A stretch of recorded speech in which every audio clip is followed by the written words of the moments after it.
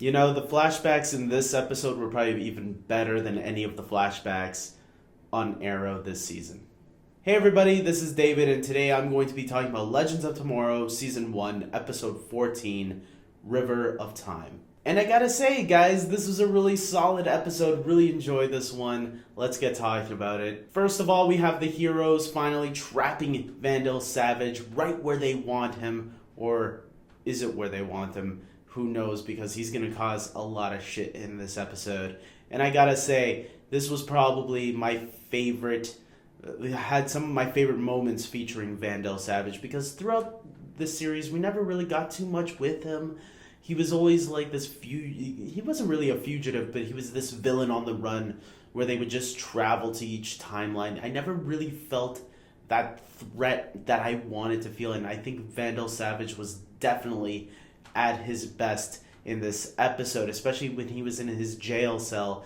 You can definitely feel like it was kind of like those Loki moments in the first Avengers film where Loki was trapped in the prison, and you know, Nick Fury and Black Widow all had the chance to like talk to him, and that's what it felt like to me. Like some of the heroes went to go talk to Vandal Savage to see what he's all about. Sarah, Rip, and even Ray. And all of them, you know, he kind of got under their skin a little bit in this episode, which was really cool. That's what I wanted from Vandal Savage. I wanted him to really get to them.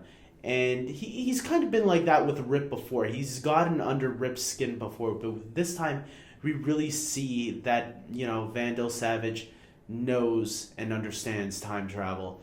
And that's what Rip thinks he can use against him for the Time Lords. Not only do we have this happening, but we have some really good flashbacks. Like I said earlier, I think the flashbacks in this episode, we had a flashback for each individual character, which I actually think was really enjoyable. It was nice seeing their final goodbyes to their loved ones who they got to say bye to individually. I always thought like Sarah's goodbye was just Laurel and that was it. And they kind of mentioned Laurel in this episode. Like Vandal Savage knows what happens to Laurel, and I thought, is he going to tell her? But we already know, if you read the plot synopsis for the finale of Legends of Tomorrow, we already know that Sarah will learn that in the finale of Legends. So we're going to have to wait a little bit, but that was the little tease that Vandal Savage, at least, is in the know about the Black Canary. I thought that was really good.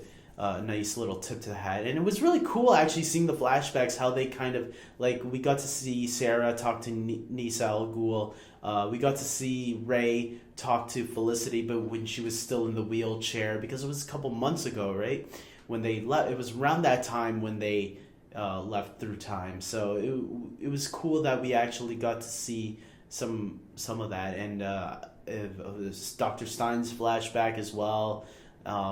All of them were really good. I really enjoyed all of them. Another thing that, you know, that Kendra had to deal with was the fact that Carter is now back, but he is brainwashed by Vandal Savage, and Ray has to deal with her love for him.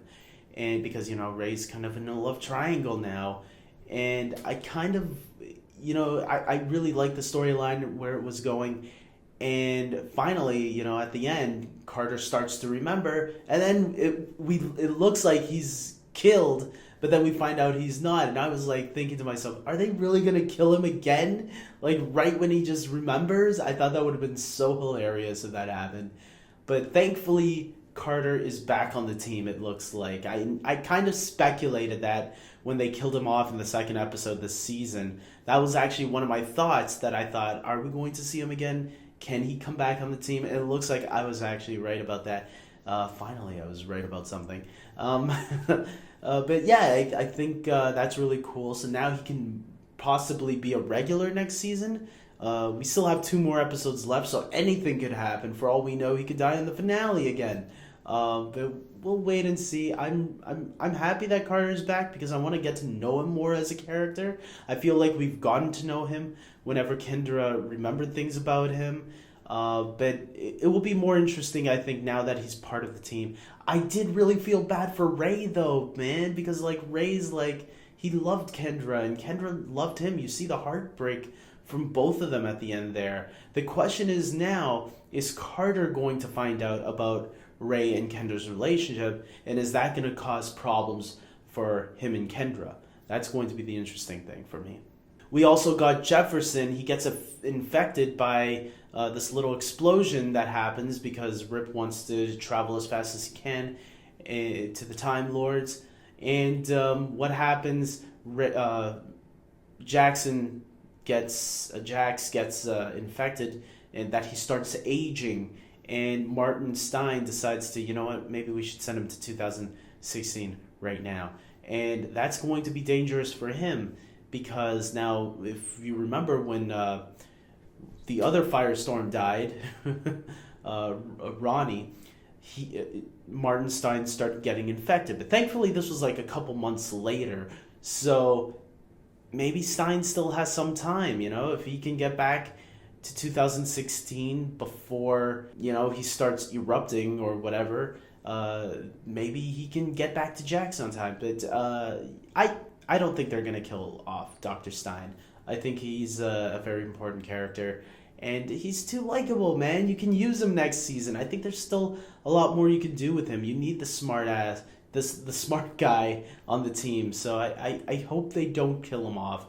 I think someone will be dying this season, but I don't think it will be Dr. Stein. Finally, we get to the end of the episode where the heroes, arrive at the Time Lords, their main base, and Rip brings Vandal Savage in. And here comes the biggest twist of the episode. Some people probably figured it out. We find out that the Time Lords are actually, in fact, with Vandal Savage, and they actually release him, and they're going to send him straight back to the time that he's supposed to be in. I think it was 2166. And shit is about to go down, guys. Vandal Savage, he looks at Rip in his prison, and he says, "I'm going back. It's time for me to meet your family." And pisses off Rip Hunter big time. The heroes, meanwhile, are all scattered in the time ship, and some of them are hiding, some of them are being arrested. Shit is going down. I can't wait for the next episode. This is really getting good now. And I can't wait, yeah. So I'm leaving it here. I really enjoyed this episode, guys. I thought it was really good. The build-up towards the end definitely was great. Really nice payoff, really nice lead-in for next week. And 2 more episodes left. This is going to be really cool. I can't wait.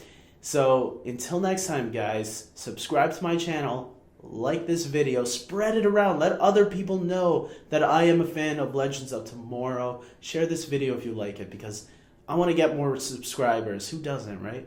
And yeah, so follow me on Facebook, Twitter, and I have a podcast that I'm doing. Check that out. And I think I'm ending it here for sure. Take care.